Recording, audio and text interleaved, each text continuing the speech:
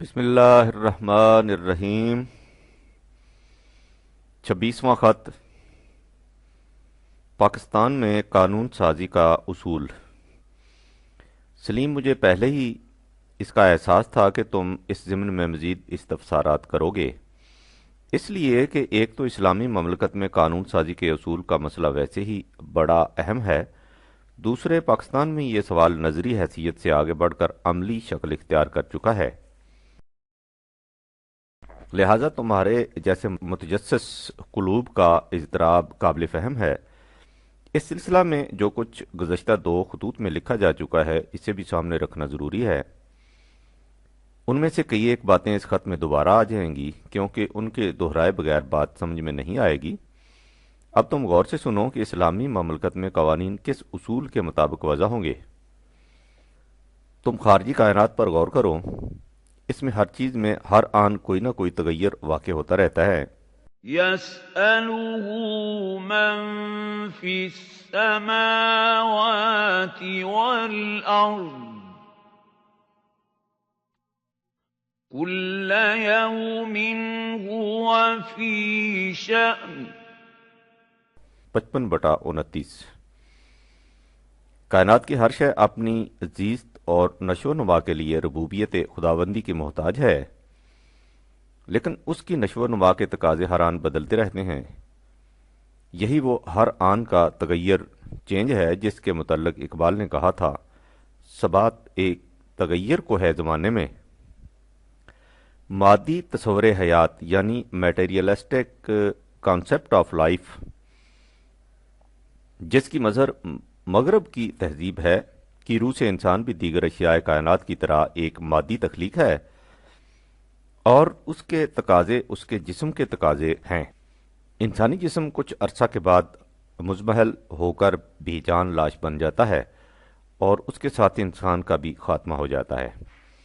انسانی جسم یعنی طبعی زندگی فزیکل لائف کے تقاضوں کو پورا کرنے کے لیے انسان کے پاس عقل موجود ہے۔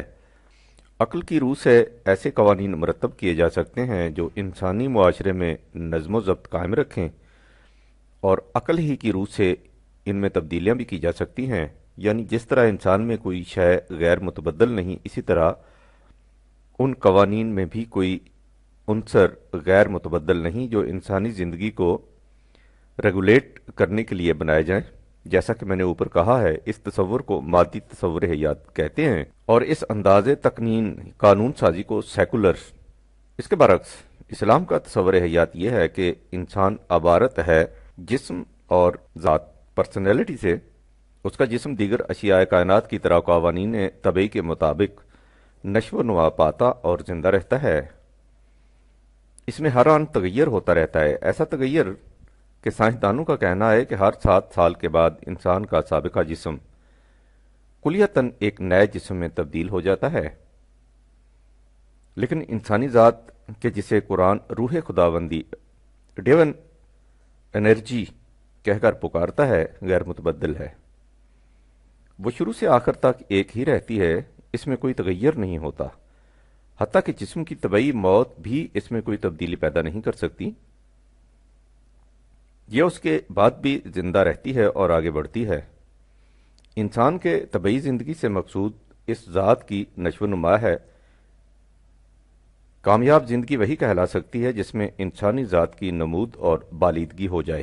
زندگانی ہے صدف قطرہ نیساں ہے خودی، وہ صدف کیا کہ جو قطرے کو گوہر کر نہ سکے، ہو اگر خود نگرو خود گرو خود گیر خودی، یہ بھی ممکن ہے کہ تو موت سے بھی مر نہ سکے۔ لہذا انسان عبارت ہے ثبات و تغیر سے۔ یہ پرماننس اینڈ چینج دونوں کا مظہر ہے۔ علامہ اقبال اسی حقیقت کو ان الفاظ میں بیان کرتے ہیں۔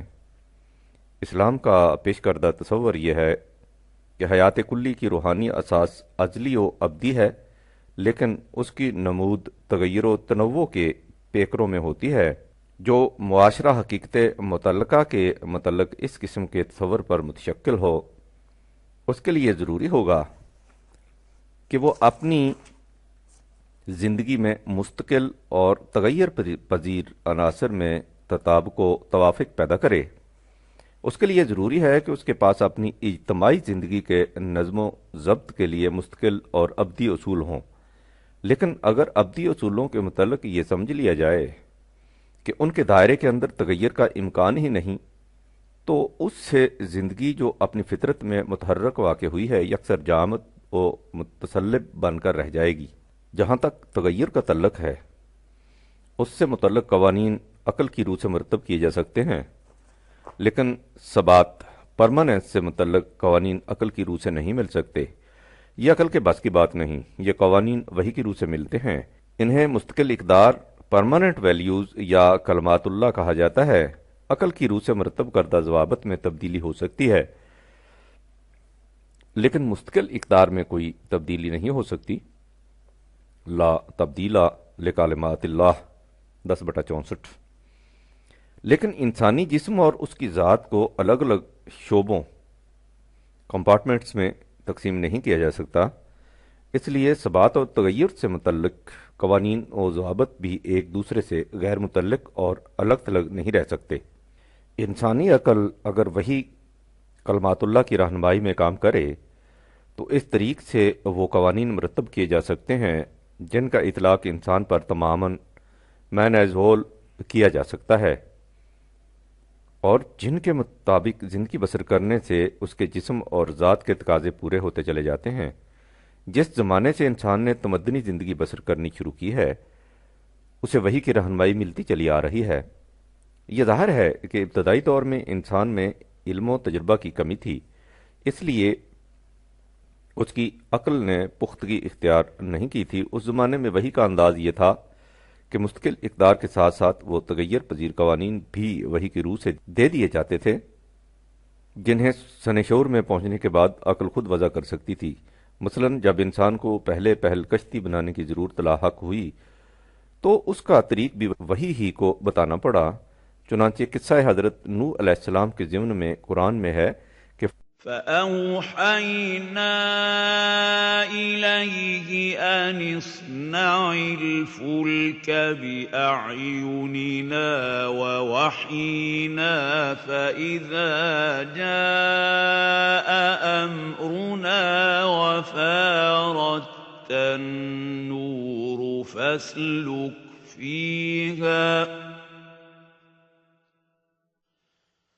فاسلك فيها من كل زوجين اثنين وأهلك إلا من سبق عليه القول منهم ولا تخاطبني في الذين ظلموا انہم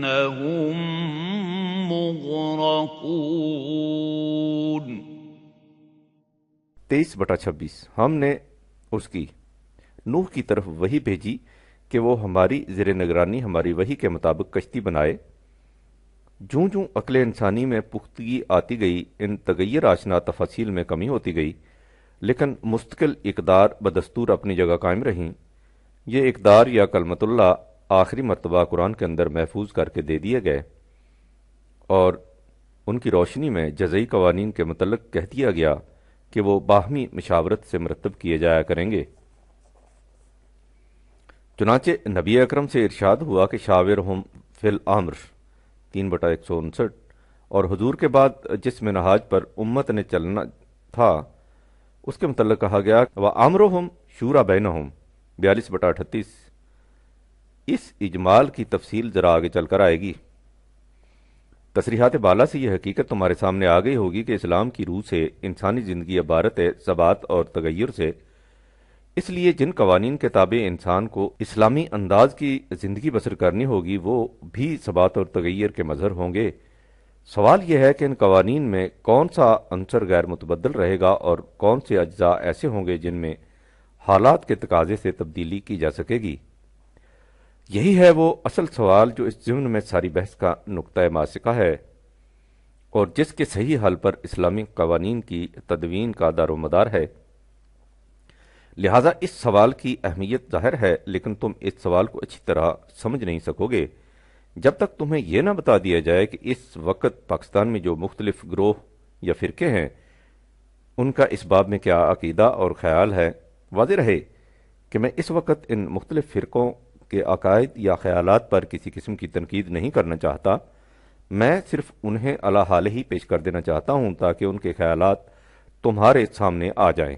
جیسا کہ میں پہلے بھی لکھ چکا ہوں کہ پاکستان میں ایک گروہ وہ ہے جس کا عقیدہ یہ ہے کہ ایک اسلامی مملکت کو جس قدر قوانین کی ضرورت ہے وہ سب کی سب ہماری فقہ کے اندر آ چکے ہیں اور ان میں کسی قسم کا رد و بدل نہیں کیا جا سکتا۔ مملکت کا فریضہ قانون سازی نہیں، اس کا کام یہ ہے کہ جو سوال سامنے آئے اس کے متعلق علماء فقہ سے پوچھ لے کہ اس کی بابت فیصلہ کیا ہے اور اس کے بعد اس فیصلہ کو ملک میں نافذ کر دے۔ چنانچہ فسادات پنجاب کے سلسلہ میں جسٹس منیر کی عدالت میں اسی گروہ کے ایک نمائندے نے اس مسلک کو پیش کیا تھا جس پر جسٹس موصوف نے اپنی رپورٹ میں لکھا تھا کہ اگر صورتحال یہ ہے تو پھر مملکت پاکستان کو کسی لیجسلیٹو اسمبلی کی ضرورت ہی نہیں، اسے صرف ہیئت مجریہ ایگزیکٹو مشینری کی ضرورت ہے۔ ان کے برعکس ایک گروہ ایسا ہے جو اس مسلک کو بے روح مذہبیت قرار دیتا ہے اور کہتا ہے کہ اس میں اسلامی شریعت کو منجمد شاستر بنا کر رکھ دیا گیا ہے، اس میں صدیوں سے اجتہاد کا دروازہ بند ہے، جس کی وجہ سے اسلام ایک زندہ تحریک کی بجائے محض گزشتہ کی ایک تاریخی تحریک بن کر رہ گیا ہے۔ اس گروہ کا کہنا یہ ہے کہ مجتہد خواہ کتنا ہی باکمال ہو، زمان اور مکان کے تعینات سے بالکل آزاد نہیں ہو سکتا، نہ اس کی نظر تمام ازمنہ و احوال پر وسیع ہو سکتی ہے، لہذا اس کے تمام اجتہادات کا تمام حالات کے مطابق ہونا غیر ممکن ہے۔ پہلے گروہ یعنی فقہی فیصلوں کو ناقابل تغیر سمجھنے والوں کے متعلق علامہ اقبال نے اپنے خطبہ میں، جس کا حوالہ اوپر دیا جا چکا ہے، بڑی تفصیل سے بحث کی ہے۔ وہ اس ضمن میں لکھتے ہیں، سنی حضرات نظری طور پر تو اس کے قائل ہیں کہ اس قسم کا اجتہاد یعنی اجتہاد مطلق ممکن ہے، لیکن ائمہ فقہ کے مذاہب کے قیام کے بعد عملاً اس کا دروازہ بند ہے، اس لیے کہ اس قسم کے اجتہاد کے لیے جن شرائط کو ضروری قرار دیا جاتا ہے ان کا پورا کرنا کسی ایک فرد کے لیے قریب قریب ناممکن ہے۔ ایک ایسے نظام شریعت میں جس کی بنیاد قرآن پر ہو، جو زندگی کے متعلق حرکیاتی اور ارتقائی تصور کا علمبردار ہے، اس قسم کی ذہنیت کچھ عجیب سی دکھائی دیتی ہے۔ آگے چل کر لکھتے ہیں، آئیے اب ایک نظر ان اصولوں پر ڈالیں جو قرآن نے قانون سازی کے سلسلے میں دیے ہیں۔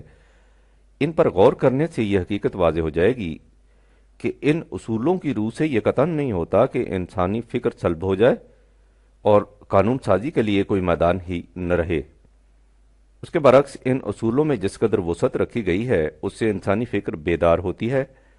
یہی وہ اصول تھے جن کی رہنمائی میں ہمارے فقہا نے قانون شرعی کے متعدد نظام سسٹم مرتب کیے، اور تاریخ اسلام کا طالب علم اس حقیقت سے واقف ہے کہ سیاسی اور معاشرتی نظام زندگی کی حیثیت سے اسلام کو جو اس قدر کامیابی حاصل ہوئی تو اس کا کم از کم آدھا حصہ ان ہی فقہا کی بالغ نظری کا رہین منت تھا۔ لیکن اس تمام ہمانگیری کے باوجود یہ قانونی ضوابط بالآخر انفرادی تعبیرات کا مجموعہ ہیں، اس لیے انہیں حتمی اور قطعی سمجھ لینا غلط ہے۔ مجھے اس کا علم ہے کہ علماء اسلام کا یہ عقیدہ ہے کہ ہمارے مشہور مذاہب اپنی اپنی جگہ مکمل اور مختتم ہیں، لیکن نظری طور پر اجتہاد مطلق کے امکان سے انہیں کبھی انکار نہیں ہوا۔ میں نے پچھلے صفحات میں ان اسباب و علل سے بحث کی ہے جو علماء کی اس ذہنیت کا موجب بنے، لیکن چونکہ اب حالات بدل چکے ہیں اور دنیائے اسلام ان تمام نئی نئی قوتوں سے دوچار اور متاثر ہے جو زندگی کے مختلف گوشوں میں فکر انسانی کی نشو و ارتقاء سے وجود میں آ گئی ہیں، اس لیے مجھے کوئی وجہ نظر نہیں آتی کہ اس قدامت پرستانہ ذہنیت کو باقی رکھا جائے۔ میں پوچھتا ہوں کہ کیا ان مذاہب فقہ کے بانیوں میں سے کسی نے اپنی تعبیرات و تعویلات کو کبھی قطعی کامل اور صحو و خطا سے مبرہ سمجھا؟ کبھی نہیں۔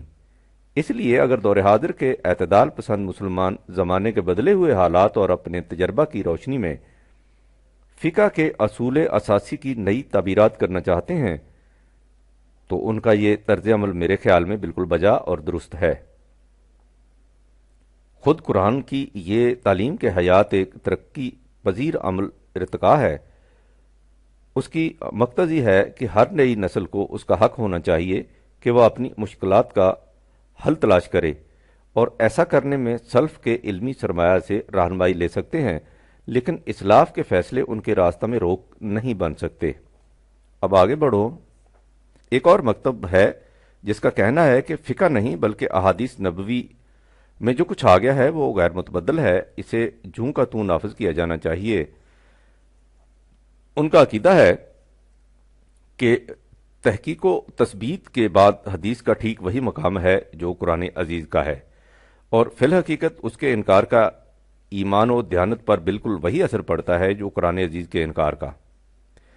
قرآن اختلاف تعویل کے باوجود خدا کا کلام ہے اور شرعن حجت۔ اسی طرح حدیث تحقیق و تثبیت کے باوجود خدا کی طرف سے وحی ہے اور دین میں قرآن کے بعد حجت۔ اس اقتباس میں کہا گیا ہے کہ حدیث قرآن کے بعد حجت ہے، لیکن اس کی وضاحت میں وہ کہتے ہیں کہ یہ بات کہ حدیث کا درجہ قرآن کے بعد ہے اصولی حد تک درست ہے۔ جہاں تک استدلال اور اخذ مسائل کا تعلق ہے، ہمارے نزدیک حدیث وحی ہے، اور اسی طرح آن حضرت کو اس کا علم دیا گیا جیسے قرآن کا۔ جبریل قرآن اور سنت دونوں کو لے کر نازل ہوتے اور آن حضرت کو سنت بھی قرآن کی طرح سکھاتے۔ اس لحاظ سے ہم وحی میں تفریق کے قائل نہیں۔ قرآن اور حدیث دونوں ماخذ ہیں اور بیک وقت ماخذ ہیں۔ احادیث کے مجموعوں میں سے صحیحین یعنی بخاری اور مسلم کے متعلق ان کا عقیدہ ہے کہ امت نے صحیحین کی متفقہ روایات کو اجمالاً قبول فرمایا، ان احادیث کی صحت قطعی ہے۔ لیکن اس کے برعکس دوسرا مکتب خیال ہے جس کا عقیدہ یہ ہے کہ احادیث چند انسانوں سے چند انسانوں تک پہنچی ہوئی آئی ہیں، جن سے حد اگر کوئی چیز حاصل ہوتی ہے تو وہ گمان حجت ہے، نہ کہ علم یقین۔ اور ظاہر ہے کہ اللہ تعالیٰ اپنے بندوں کو اس خطرہ میں ڈالنا ہرگز پسند نہیں کرتا کہ جو امور اس کے دین میں اتنے اہم ہوں کہ ان سے کفر و ایمان کا فرق واقع ہوتا ہو، انہیں صرف چند آدمیوں کی روایت پر منحصر کر دیا جائے۔ اسی بنا پر وہ کہتے ہیں کہ یہ مواد اس حد تک قابل اعتماد ضرور ہے کہ سنت نبوی اور آثار صحابہ کی تحقیق میں اس سے مدد لی جائے اور اس کا مناسب خیال کیا جائے، مگر اس قابل نہیں کہ بالکل اسی پر اعتبار کر لیا جائے۔ عوام بخاری کے مجموعہ احادیث کے متعلق ان کا کہنا یہ ہے کہ یہ دعویٰ کرنا صحیح نہیں کہ بخاری میں جتنی احادیث درج ہیں ان کے مضامین کو بھی جوں کا دوں بلا تنقید قبول کر لینا چاہیے۔ جن احادیث کو یہ حضرات صحیح مانتے ہیں انہیں بھی دو حصوں میں تقسیم کرتے ہیں، ایک وہ جن کے احکام میں رد و بدل نہیں ہو سکتا، اور دوسری وہ جن میں اجتہاد کیا جا سکتا ہے ان کے اپنے الفاظ میں۔ اب رہ گئے احکام تو قرآن مجید میں ان کے متعلق زیادہ تر کلی قوانین بیان کیے گئے ہیں اور بیشتر امور میں تفصیلات کو چھوڑا گیا ہے۔ نبی نے عملاً ان احکام کو زندگی کے معاملات میں جاری فرمایا اور اپنے عمل اور قول سے ان کی تفصیلات ظاہر فرمائیں۔ ان تفصیلات میں سے بعض ایسی ہیں جن میں ہمارے اجتہاد کو کوئی دخل نہیں، ہم پر لازم ہے کہ جیسا عمل حضور سے ثابت ہے اس کی پیروی کریں۔ مثلا عبادات کے احکام اور بعض تفاصیل ایسی ہیں کہ ان سے ہم اصول اخذ کر کے اپنے اجتہاد سے فروغ مستنبط کر سکتے ہیں۔ مثلا عہد نبوی صلی اللہ علیہ وسلم کے قوانین مدنی، چونکہ اس وقت زیر غور مسئلے کا تعلق قوانین مدنی سے ہے، اس لیے مندرجہ بالا اقتباس کی روح سے اس بارے میں ان حضرات کا مسلک یہ ہے کہ جو مدنی قوانین رسول اللہ صلی اللہ علیہ وسلم نے مرتب فرمائے تھے ان سے اصول اخذ کر کے ہم اپنے اجتہاد سے فروغ مستنبط کر سکتے ہیں۔ اسی عقیدہ کی وضاحت دوسرے مقام پر ان الفاظ میں کی گئی ہے۔ یہ حقیقت ناقابل انکار ہے کہ شارع نے غایت درجہ کی حکمت اور کمال درجہ کے علم سے کام لے کر اپنے احکام کی بجاوری کے لیے زیادہ تر تو ایسی ہی صورتیں تجویز کی ہیں جو تمام زمانوں اور تمام حالات میں اس کے مقصد کو پورا کرتی ہیں، لیکن اس کے باوجود بکثرت جزیات ایسے بھی ہیں جن میں تغیر حالات کے لحاظ سے احکام میں تغیر ہونا ضروری ہے، جو حالات عہد رسالت اور عہد صحابہ میں عرب اور دنیائے اسلام کے تھے، لازم نہیں کہ بینہ ہی وہی حالات ہر زمانے اور ہر ملک کے ہوں۔ لہذا احکام اسلامی پر عمل کرنے کی جو صورتیں ان حالات میں اختیار کی گئی تھیں، ان کو ہو بہو تمام زمانوں میں، تمام حالات میں قائم رکھنا اور مسالے و حکم کے لحاظ سے ان کی جزیات میں کسی قسم کا رد و بدل نہ کرنا ایک طرح کی رسم پرستی ہے جس کو روح اسلام سے کوئی علاقہ نہیں۔ پس معلوم ہوا کہ جزیات میں دلالت النص اور اشارت النص تو ایک طرف، صراحت النص کی پیروی بھی تفقہ کے بغیر درست نہیں ہوتی، اور تفقہ کا اقتضاء یہ ہے کہ انسان ہر مسئلہ میں شارع کے مقاصد و مسالے پر نظر رکھے اور انہی کے لحاظ سے جزیات میں تغیر احوال کے ساتھ ایسا تغیر کرتا رہے جو شارع کے اصول تشریع پر مبنی اور اس کے طرز عمل سے اقرب ہو۔ یہ مسلک یا عقیدہ نیا نہیں بلکہ قدیم سے چلا آ رہا ہے، چنانچہ علامہ اقبال نے خطبہ ششم میں کہا ہے کہ امام ابو حنیفہ اور شاہ ولی اللہ محدث دہلوی کا یہی مسلک تھا، اور اسی کے مؤید خود علامہ اقبال تھے۔ وہ اس باب میں لکھتے ہیں کہ احادیث کی دو قسمیں ہیں، ایک وہ جن کی حیثیت قانونی ہے اور دوسری وہ جو قانونی حیثیت نہیں رکھتی۔ اول الذکر کے بارے میں ایک بڑا اہم سوال یہ پیدا ہوتا ہے کہ وہ کس حد تک ان رسوم و رواج پر مشتمل ہے جو اسلام سے پہلے عرب میں رائج تھے، اور جن میں سے بعض کو رسول اللہ نے علی حالہ ہی رکھا اور بعض میں ترمیم فرما دی۔ آج یہ مشکل ہے کہ ان چیزوں کو پورے طور پر معلوم کیا جا سکے، کیونکہ ہمارے متقدمین نے اپنی تصانیف میں زمانہ قبل از اسلام کے رسوم و رواج کا زیادہ ذکر نہیں کیا۔ نہ ہی یہ معلوم کرنا ممکن ہے کہ جن رسوم و رواج کو رسول اللہ نے علی حالہ ہی رکھا، خواہ ان کے لیے واضح طور پر حکم دیا ہو یا ویسے ہی ان کا استصواب فرما دیا ہو، انہیں ہمیشہ کے لیے نافذ العمل رکھنا مقصود تھا۔ اس موضوع پر شاہ ولی اللہ نے بڑی عمدہ بحث کی ہے، جس کا خلاصہ میں یہاں بیان کرتا ہوں۔ شاہ صاحب نے کہا ہے کہ پیغمبرانہ طریق تعلیم یہ ہوتا ہے کہ رسول اللہ صلی اللہ علیہ وسلم کے احکام ان لوگوں کے عادات و اطوار اور رسوم و رواج کو خاص طور پر ملحوظ رکھتے ہیں جو اس کے اولین مخاطب ہوتے ہیں۔ پیغمبر کی تعلیم کا مقصد یہی ہوتا ہے کہ وہ عالمگیر اصول عطا کر دے، لیکن نہ تو مختلف قوموں کے لیے مختلف اصول دیے جا سکتے ہیں اور نہ ہی انہیں بغیر کسی اصول کے چھوڑا جا سکتا ہے کہ وہ اپنے مسلک زندگی کے لیے جس قسم کے اصول چاہیں وضع کر لیں۔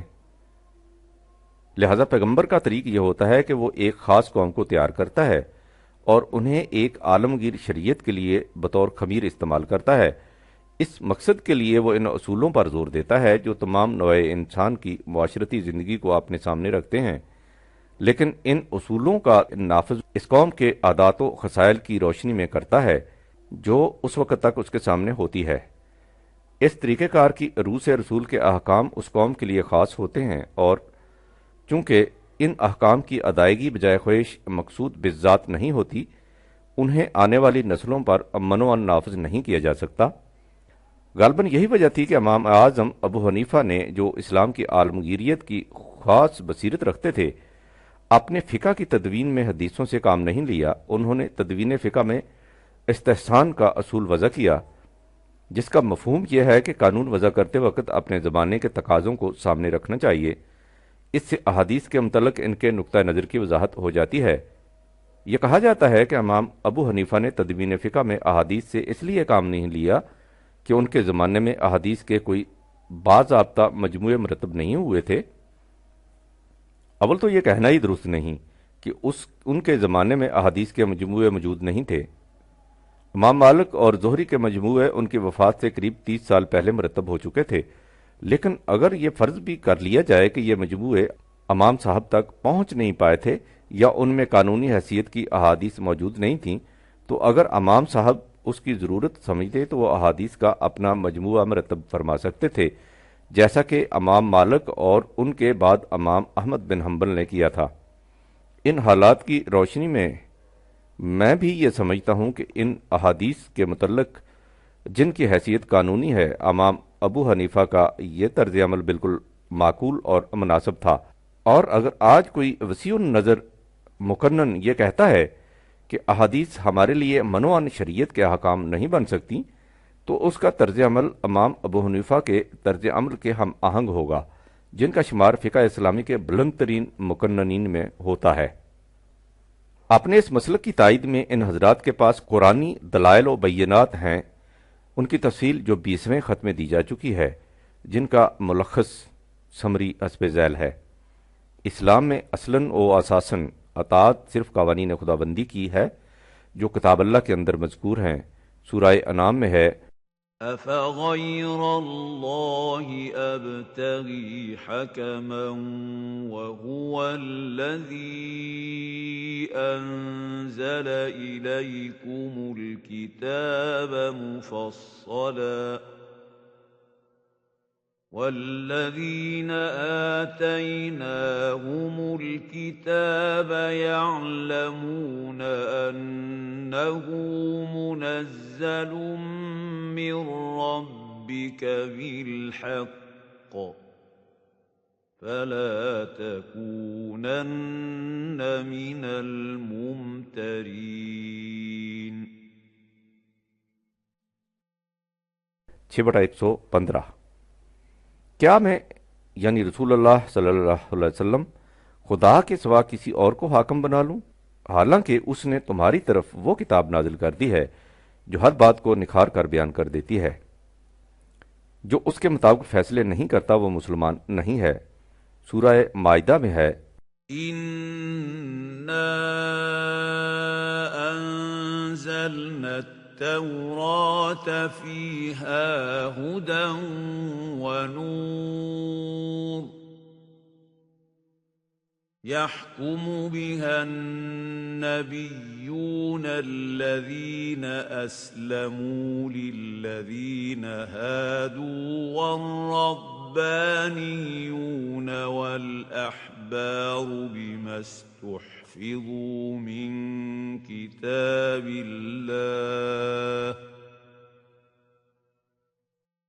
اسْتُحْفِظُوا مِنْ كِتَابِ اللَّهِ وَكَانُوا عَلَيْهِ شُهَدَاءَ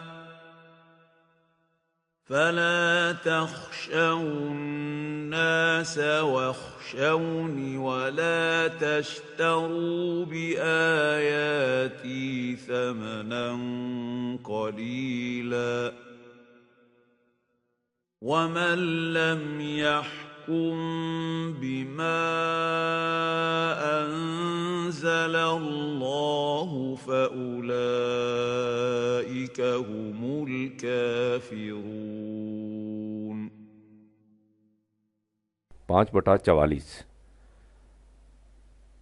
جو اس کے مطابق فیصلے نہیں کرتا جو خدا نے نازل کیا ہے تو یہی لوگ کافر ہیں۔ لیکن خدا کی یہ اطاعت انفرادی طور پر نہیں ہو سکتی۔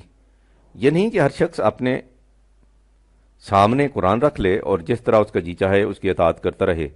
یہ اطاعت اجتماعی حیثیت سے ایک نظام کے تابع ہوگی جس کا مرکز اول رسول کی ذات تھی، لہذا اللہ کی اطاعت بواسطت رسول کے ہونی تھی۔ سورہ نساء میں ہے، من يطع الرسول فقد اطاع الله ومن تولى فما ارسلناك عليهم حفيظا۔ 4/80۔ جس نے رسول کی اطاعت کی اس نے خدا کی اطاعت کی۔ رسول صلی اللہ علیہ وسلم کے لیے ضروری تھا کہ وہ ہر معاملہ کا فیصلہ قرآن کی روح سے کرتا۔ سورہ مائدہ میں ہے، وَأَنزَلْنَا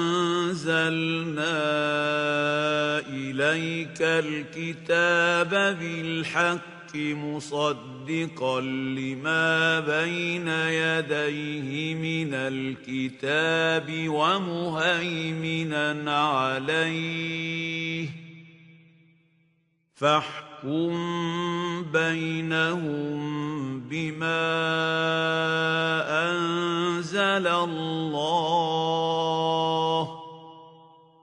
ولا تتبع أهواءهم عما جاءك من الحق لكل جعلنا منكم شرعة ومنهاجا ولو شاء الله لجعلكم أمة واحدة ولكن ليبلوكم فيما آتاكم فاستبقوا الخيرات إلى الله مرجعكم جميعا فينبئكم بما كنتم فيه تختلفون 5/48 لیکن کتاب اللہ کی صورت یہ ہے کہ اس میں بجز چند مستثنیات عام طور پر اصولی قوانین دیے گئے ہیں۔ ان قوانین کی جزیات متعین نہیں کی گئیں۔ یہ اصولی احکام مکمل اور غیر متبدل ہیں۔ تمت کلمات رب کا صدقم و عادلن لا مبدل لکلماتہ 6/116 تیرے رب کے قوانین صدق و عدل کے ساتھ مکمل ہو گئے، ان میں تبدیلی کرنے والا کوئی نہیں۔ ان جزیات کو غیر متعین اس لیے چھوڑا گیا ہے کہ اگر انہیں بھی وحی کی روح سے متعین کر دیا جاتا تو یہ بھی ہمیشہ کے لیے غیر متبدل ہو جاتی۔ ان کا غیر متبدل رکھنا منشائے خداوندی نہیں تھا، چنانچہ سورہ مائدہ میں ہے یا ایہا الذین آمنوا لا تسألوا عن اشیاء ان تبد لکم تسؤکم وَإِن تَسْأَلُوا عَنْهَا حِينَ يُنَزَّلُ الْقُرْآنُ تُبْدَ لَكُمْ عَفَا اللَّهُ عَنْهَا وَاللَّهُ غَفُورٌ حَلِيمٌ 5/101 اے ایمان والو، تم ایسی باتیں نہ پوچھا کرو کہ اگر وہ تم پر ظاہر کر دی جائیں تو تمہیں ناگوار گزریں، اور یہ ظاہر ہے کہ جب تم ان کے متعلق ایسے وقت میں پوچھو گے جب قرآن نازل ہو رہا ہے تو وہ تم پر ظاہر کر دی جائیں گی۔ بہرحال اب تک جو کچھ تم کر چکے ہو اللہ اس سے درگزر کرتا ہے، اللہ غفور و حلیم ہے۔ اس سے آگے ہے قد سألها قوم من قبلكم ثم أصبحوا بها كافرين 5/102 تم سے پہلے ایک قوم بنی اسرائیل نے اس قسم کی باتیں کرید کر پوچھی تھیں، اس کا نتیجہ یہ نکلا کہ انہوں نے کچھ وقت کے بعد ان سے صاف انکار کر دیا اور سرکشی برتنے لگے۔ اس آیت کی تفسیر میں نبی اکرم کی ایک حدیث نقل کی جاتی ہے جس میں کہا گیا ہے کہ ان اللہ فرض فرائض فلا تضیعوها وحرم حرمات فلا تنتهكوها وحد حدودا فلا تعتدوها وسکت عن اشیاء من غیر نسیان فلا تبحثوا عنها۔ اللہ نے کچھ باتوں کو فرض قرار دیا ہے، انہیں ضائع مت کرو۔ کچھ چیزوں کو حرام قرار دیا ہے، ان کے پاس تک نہ پھٹکو۔ کچھ حدود متعین کی ہیں، ان سے تجاوز مت کرو، اور باقی چیزوں کے متعلق خاموشی اختیار کی ہے، ان کے متعلق کرید مت کرو۔ یاد رکھو جن چیزوں کے متعلق اللہ نے خاموشی اختیار کی ہے اس نے دانستہ ایسا کیا ہے، یہ نہیں ہوا کہ اس سے معاذ اللہ بھول ہو گئی ہو۔ اب یہ سوال پیدا ہوتا ہے کہ قرآن میں بیان کردہ غیر متبدل اصولوں کی روشنی میں ان جزیات کو کس طرح مرتب کیا جائے جنہیں قرآن نے دانستہ غیر متعین چھوڑ دیا ہے۔ ان کے متعلق نبی اکرم کو حکم دیا گیا تھا کہ واشاورہم فی الامر 3/59، تم معاملات میں ان جماعت مومنین سے مشورہ کیا کرو۔ اس حکم کے تحت یہ غیر متعین جزیات باہمی مشاورت سے طے پاتی تھیں۔ کتب روایات و سیر میں کئی واقعات مذکور ہیں جن سے ظاہر ہے کہ حضور صحابہ سے مشورہ کیا کرتے تھے۔ اس کی مثالیں 24ویں خط میں دی جا چکی ہیں۔ یہ سلسلہ نبی اکرم کی زندگی میں اسی طرح قائم رہا۔ اب سوال یہ سامنے آتا ہے کہ حضور کی وفات کے بعد اطاعت خداوندی کی کون سی صورت مقصود تھی؟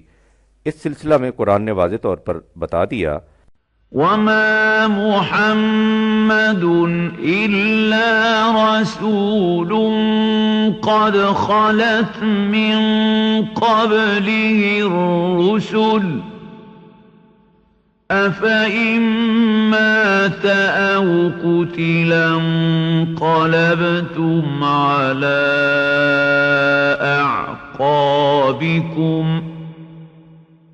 وَمَن يَنقَلِبْ عَلَىٰ عَقِبَيْهِ فَلَن يَضُرَّ اللَّهَ شَيْئًا وَسَيَجْزِي اللَّهُ الشَّاكِرِينَ۔ 3/143 محمد بجز این است کہ اللہ کا ایک رسول ہے، اس سے پہلے بہت سے رسول گزرے ہیں، سو اگر یہ وفات پا جائے یا قتل کر دیا جائے تو کیا تم اس کے بعد پھر الٹے پاؤں پھر جاؤ گے؟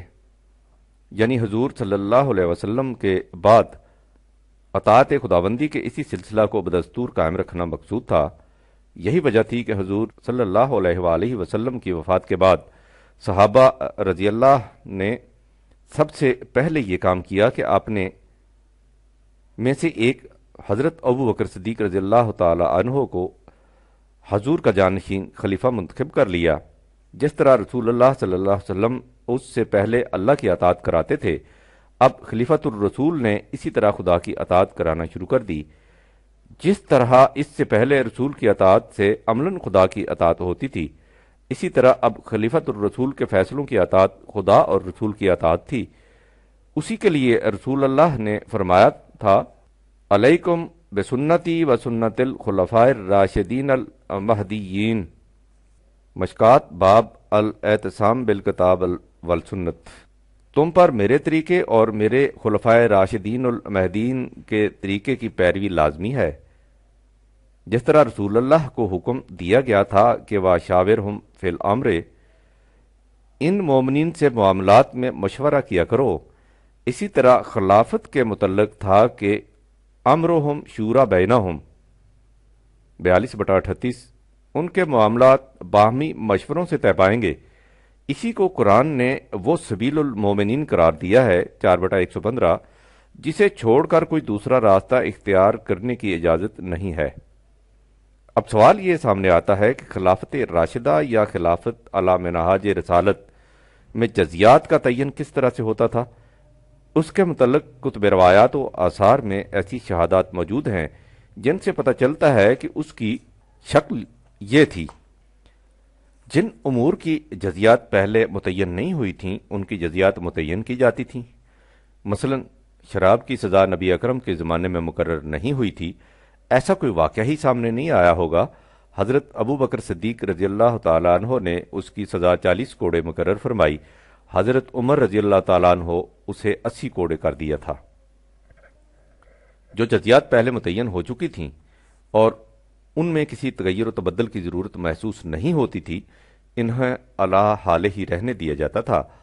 ایک آئینی حکومت کا یہی انداز ہوتا ہے، اس میں سابقہ حکومت کے فیصلے بدستور نافذ العمل رہتے ہیں تاکہ تغیر حالات سے ان میں تبدیلی نہ کر دی جائے۔ جن جزیات میں اقتضائے حالات کے مطابق کسی تبدیلی کی ضرورت محسوس ہوتی تھی، ان میں تبدیلی کر دی جاتی تھی، اس لیے کہ یہ جزیات ابتدا میں بھی وحی کی روح سے متعین نہیں ہوئی تھیں کہ ان میں وحی ہی کوئی تبدیلی کر سکتی۔ اس کی چند ایک مثالیں جو 20ویں خط میں لکھی جا چکی ہیں، ان پر ایک نظر پھر ڈالو۔ بہرحال یہ ہیں وہ قرآنی دلائل اور کتب روایات و تاریخ کے شواہد جنہیں یہ گروہ اپنے مسلک کی تائید میں پیش کرتا ہے۔ یعنی اس مسلک کی تائید میں کہ یہ غیر متبدل صرف قرآن کے قوانین ہیں اور ان کی روشنی میں مرتب کردہ جزیات میں خلافت علی منہاج رسالت زمانے کے تقاضوں کے مطابق تبدیلی کر سکتی ہے۔ علامہ اقبال کے خطبات کا جو اقتباس اوپر درج کیا جا چکا ہے، اس میں انہوں نے اس ضمن میں امام ابو حنیفہ اور شاہ ولی اللہ محدث دہلوی کا نام خاص طور پر لیا ہے۔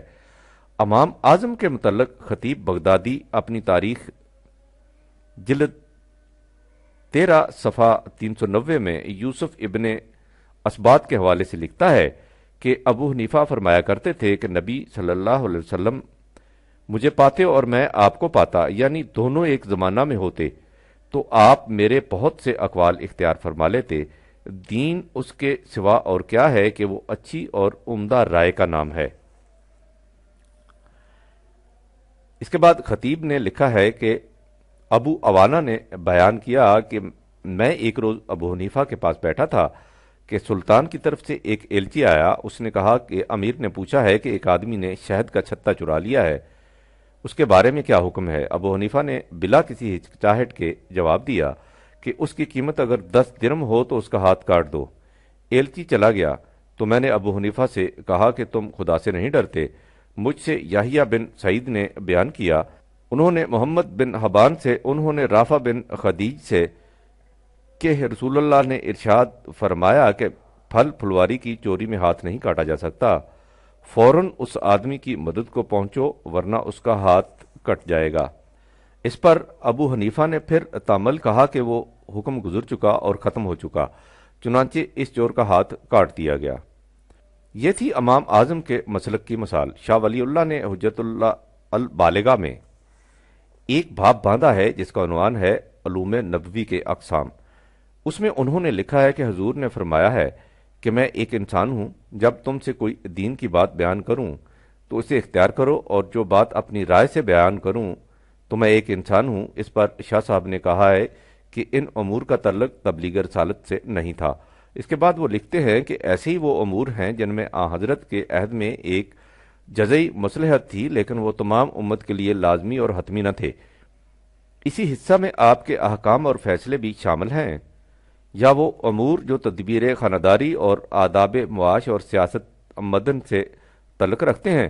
شارع نے ان امور کے لیے کوئی مقدار معین نہیں کی ہے۔ شاہ صاحب کے اس مسلک کی وضاحت کرتے ہوئے مولانا عبید اللہ سندھی، جو حکمت ولی اللہ کے بہترین شارع اور مبلغ تصور کیے جاتے ہیں، لکھتے ہیں واضح رہے کہ جب اساسی قانون پر عمل درآمد شروع ہوتا ہے تو مخاطبین کی حالت کے مطابق چند تمہیدی قوانین بنائے جاتے ہیں۔ فرق یہ ہوتا ہے کہ قانون اساسی غیر متبدل ہوتا ہے اور تمہیدی قوانین ضرورت کے وقت بدل سکتے ہیں۔ ہم سنت ان تمہیدی قوانین کو کہتے ہیں جو رسول اللہ اور آپ کے بعد خلفائے ثلاثہ نے مسلمانوں کے مرکزی جماعت کے مشورے سے تجویز کیے۔ خلافت عثمانی کے بعد یہ نظام ٹوٹ گیا کہ تمام کام مشورے سے کیے جائیں۔ سنت کو ہمارے فقہائے حنفیہ رسول اللہ اور خلفائے راشدین میں مشترک مانتے ہیں اور یہی ہماری رائے ہے۔ یہ سنت قرآن ہی سے پیدا ہوگی۔ آج کل کی اصطلاح میں اس کو بائی لاز کہا جاتا ہے۔ اصل قانون اساسی متعین ہے، بائی لاز اس وقت اور تھے، اس وقت اور ہوں گے، جن میں زمانہ کے اقتضاءات کے مطابق فروعی تبدیلیاں ہوں گی۔ نئی نئی پیش آمدہ صورتوں کے متعلق تفصیلی احکام کا استخراج ہوگا اور اس کا نام فقہ ہے۔ فقہ اور حدیث سے متعلق دونوں مکاتب فکر کا یکجا ذکر کرتے ہوئے علامہ اقبال کہتے ہیں، جائے حیرت ہے کہ موجودہ حنفی علماء نے خود اپنے مکتب فکر کی روح کے خلاف امام ابو حنیفہ اور ان کے رفقا کے فیصلوں کو ابدی اور غیر متبدل قرار دے رکھا ہے، بینہ ہی اس طرح جس طرح امام ابو حنیفہ کے ناقدین نے ان فیصلوں کو ابدی قرار دے دیا تھا جو عہد رسالت مآب اور صحابہ میں پیش آمدہ مقامات کے سلسلہ میں نافذ ہوئے تھے۔ جیسا کہ میں پہلے کہہ چکا ہوں، ہمارے ہاں ایسے لوگ موجود ہیں جن کا مسلک اس مسلک سے مختلف ہے۔ ان حضرات کی طرف سے اس مسلک کی مخالفت ضروری ہے، چنانچہ اس مخالفت کو خود علامہ اقبال نے محسوس بلکہ اینٹیسپیٹ کیا تھا۔ وہ اپنے خطبات میں لکھتے ہیں، مجھے اس میں ذرا سا بھی شبہ نہیں کہ اگر اسلامی قانون سے متعلق ضخیم لٹریچر کا گہری نظر سے مطالعہ کیا جائے تو اس سے دور حاضر کے ناقدین کے اس سطحی خیال کی تردید ہو جائے گی کہ اسلامی قانون جامد اور ناقابل ترقی ہے۔ بدقسمتی سے ہمارے ہاں کا قدامت پرست طبقہ ابھی اس کے لیے تیار نہیں کہ قانون سازی کے مسئلہ کے متعلق تنقیدی نقطہ نگاہ سے گفتگو کی جائے۔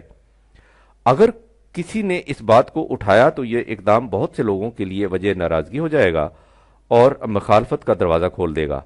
بائی ہمہ میں اس باب میں کچھ عرض کرنے کی جرات کروں گا، لہذا اس باب میں قدامت پرست طبقہ کی طرف سے مخالفت قابل فہم ہے، لیکن ہمارے ہاں مصیبت یہ ہے کہ خیالات کے اختلاف کی بنا پر مخالفت میں اس حد تک تشدد برتا جاتا ہے کہ فریق مخالف میں کفر اور بے دینی کے سوا کچھ دکھائی نہیں دیتا۔ چنانچہ اس اختلاف کی وجہ سے اور تو اور خود امام اعظم کے متعلق جو کچھ کہا گیا وہ اس تشدد کی بیان مثال ہے۔ خطیب بغدادی لکھتا ہے کہ امام مالک بن انس کہتے ہیں کہ ابو حنیفہ کا فتنہ اس امت کے لیے معاذ اللہ ابلیس کے فتنے سے کم نہیں، عقیدہ ارجاء میں بھی اور احادیث کو رد کرنے میں بھی۔ عبد الرحمن بن مہدی کہتے ہیں کہ دجال کے فتنہ کے بعد اسلام میں کسی فتنہ کو ابو حنیفہ کے فتنہ سے بڑا نہیں دیکھا۔ سلمان بن حسان حلبی کہتے ہیں کہ میں نے بے شمار مرتبہ امام اوزائی کو کہتے سنا ہے کہ ابو حنیفہ نے اسلام کے ایک ایک دستے کو گن گن کر توڑا ہے۔ فرازی کہتے ہیں کہ میں نے سفیان اور اوزائی دونوں کو یہ کہتے سنا ہے کہ اسلام میں معاذ اللہ ابو حنیفہ سے زیادہ بدبخت ترین پیدا نہیں ہوا۔ امام شافی نے بدترین کا لفظ کہا ہے، اور ابو عبید کہتے ہیں کہ میں اسود بن سالم کے ساتھ رصافہ کی جامع مسجد میں بیٹھا تھا، وہاں کسی مسئلہ کا تذکرہ آ گیا، میرے منہ سے نکل گیا کہ ابو حنیفہ ایسا کہتے ہیں، تو اسود نے مجھے ڈانٹ کر کہا کہ تو مسجد میں ابو حنیفہ کا تذکرہ کرتا ہے۔ مسجد میں ابو حنیفہ کا نام لینے کے جرم میں وہ مجھ سے اس قدر ناراض ہو گئے کہ مرتے دم تک پھر مجھ سے کلام نہیں کیا۔ مخالفت میں شدت کا یہ مسلک ہمارے ہاں بدقسمتی تھے آج تک چلا آ رہا ہے۔ بہرحال یہ تو جملہ معترضہ تھا۔ میں کہہ رہا تھا کہ تاریخ ہمیں بتاتی ہے کہ خلافت راشدہ میں قانون سازی کی صورت یہ تھی کہ اگر زمانے کے تقاضے کسی سابقہ فیصلے میں تبدیلی کے مقتضی ہوتے تو باہمی مشاورت سے ایسی تبدیلی کر لی جاتی۔ اگر خلافت علی منہاج رسالت کا یہ سلسلہ قائم رہتا تو ظاہر ہے کہ قانونی تبدیلیوں کی یہ شکل بھی ساتھ ساتھ آگے بڑھتی رہتی اور اس طرح ثبات و تغیر کے امتزاج سے ہمارا قانون شریعت اپنی ارتقائی منازل طے کیے چلا جاتا، لیکن افسوس کہ وہ سلسلہ منقطع ہو گیا، اور اس کے بعد قانون میں جانچ پڑتال کا سلسلہ بھی ختم ہو گیا۔ اس میں شبہ نہیں کہ ہمارے فقہی مکاتب نے اس سلسلہ کو کچھ وقت تک جاری رکھا، لیکن ایک تو وہ انفرادی کوششیں تھیں، دوسرے ان پر بھی ایک وقت کے بعد جمود تعطل چھا گیا۔ میں اس تاریخی بحث میں نہیں پڑھنا چاہتا کہ یہ کیسے ہوا اور کیوں ہوا۔ ہمارے پیش نظر موضوع کے ضمن میں جو اہم سوال سامنے آتا ہے وہ یہ ہے کہ اب جبکہ خلافت علی منہاج رسالت کا نظام مدت ہوئی ختم ہو چکا ہے تو ایک اسلامی مملکت کے لیے قانون سازی کے سلسلہ میں کیا صورت اختیار کی جائے؟ اس کا جواب صاف اور سیدھا ہے، اور وہ یہ کہ وہی شکل اختیار کی جائے جو عہد رسول اللہ والذین معہ میں اختیار کی گئی تھی، یعنی خلافت علی منہاج رسالت کو دوبارہ قائم کیا جائے۔ اس ضمن میں بعض حضرات کو کہتے سنا گیا ہے کہ صاحب یہ تو مشکل ہے جس کا اب کوئی امکان ہی نہیں، اب ہم ابو بکر صدیق اور عمر رضی اللہ تعالیٰ عنہ کو کہاں سے لائیں جو ایسی خلافت قائم کرے؟ یہ مایوسی ایک غلط فہمی کی پیدا کردہ ہے۔ اگر اس تصور کو صحیح مان لیا جائے تو اس کے یہ معنی ہوں گے کہ قرآن تاریخ کے ایک خاص دور کے لیے ضابطۂ حیات بن سکتا تھا، اس کے بعد نہیں۔ یہ تصور غلط ہے۔ قرآن کو محفوظ رکھنے سے مقصد ہی یہ تھا کہ ہر زمانے میں ہر مقام کے انسانوں کے لیے ان کی عملی زندگی کا ضابطہ بن سکے۔ لہذا قرآن کی روشنی میں جو نظام ایک بار متشکل کیا گیا تھا وہ اب بھی کیا جا سکتا ہے۔ اس نظام کے قیام کی شکل یہ ہے کہ ایک مملکت اس امر کا فیصلہ کرے کہ اس نے اپنے معاشرے کو ان غیر متبدل خطوط پر متشکل کرنا ہے جو قرآن میں محفوظ ہیں، پھر یہ مملکت اسلامی قانون سے متعلق اپنے لٹریچر پر نگاہ ڈالے، اس میں جو کچھ ایسا ملے جو قرآنی اصولوں کی روشنی میں ہمارے زمانے کے تقاضوں کو پورا کر سکے، اسے اعلیٰ حالہ ہی اڈاپٹ کر لے۔ جس میں کسی تبدیلی کی ضرورت ہو وہ تبدیلی کر لے، اور نئی نئی پیش آمدہ صورتوں کے لیے نئی نئی جزیات متعین کر لی جائیں۔ یہ سب کچھ نمائندگان امت کے باہمی مشورے سے ہو، اس طرح پھر سے اس نظام کی طرح پڑ جائے گی جو قرآن کی بنیادوں پر استوار ہوگا۔ یہ نظام بتدریج اپنی خامیوں کو دور کرتا ہوا ترقی کرتا اپنے منتہا کی طرف بڑھتا چلا جائے گا۔ یہی وہ سبیل المومنین ہے جس پر چلنے کی قرآن نے تاکید کی ہے۔ جب تک ایسا نظام قائم نہیں ہوتا اس وقت تک امت جس طریق پر چلتی آ رہی ہے اس میں کسی قسم کی تبدیلی نہیں کرنی چاہیے، اس لیے کہ تبدیلی کا حق صرف نظام کو حاصل ہے، کسی فرد کو نہیں، خواہ اس کی فکر و بصیرت کتنی ہی بلند کیوں نہ ہو۔ یہ ہے عزیزم میرے نزدیک اسلامی مملکت میں قانون سازی کا اصول اور طریق جس کی نشاندہی علامہ اقبال نے اپنے خطبات میں کی تھی۔ انہوں نے یہ بات 1928 میں اس زمانے میں کہی تھی جب پاکستان کا تصور ہنوز ان کے ضمیر میں پہلو بدل رہا تھا۔ ان کے نزدیک اس کی اہمیت اس قدر تھی کہ انہوں نے اس سے بھی بہت پہلے اپنے ایک خط میں لکھا تھا، میرا عقیدہ ہے کہ جو شخص اس وقت قرآنی نقطہ نگاہ سے زمانہ کے جورسپونڈنس پر ایک تنقیدی نگاہ ڈال کر احکام قرآنیہ کی ابدیت کو ثابت کر دے گا وہی اسلام میں مجدد ہوگا، اور بنی نوع انسان کا سب سے بڑا محسن بھی وہی ہوگا۔ افسوس ہے کہ زمانہ حال کے اسلامی فقہا یا تو زمانہ کے میلان طبیعت سے بالکل بے خبر ہیں یا قدامت پرستی میں مبتلا۔ میری ناقص رائے میں اسلام میں اس وقت گویا زمانے کی کسوٹی پر پرکھا جا رہا ہے، اور شاید اسلام کی تاریخ میں ایسا وقت اس سے پہلے کبھی نہیں آیا۔ علامہ اقبال نے شاید کا لفظ اس وقت استعمال کیا تھا جب پاکستان وجود میں نہیں آیا تھا۔ تشکیل پاکستان کے بعد یقینی طور پر کہا جا سکتا ہے کہ تاریخ اسلام میں ایسا وقت پہلے کبھی نہیں آیا۔ یہ وہ وقت ہے جس کے متعلق انہوں نے اپنے خطبات میں کہا تھا، یہ سوال زود یا بدیر مسلم اقوام کے سامنے آنے والا ہے کہ اسلامی قوانین شریعت میں ارتقاء کی گنجائش ہے یا نہیں۔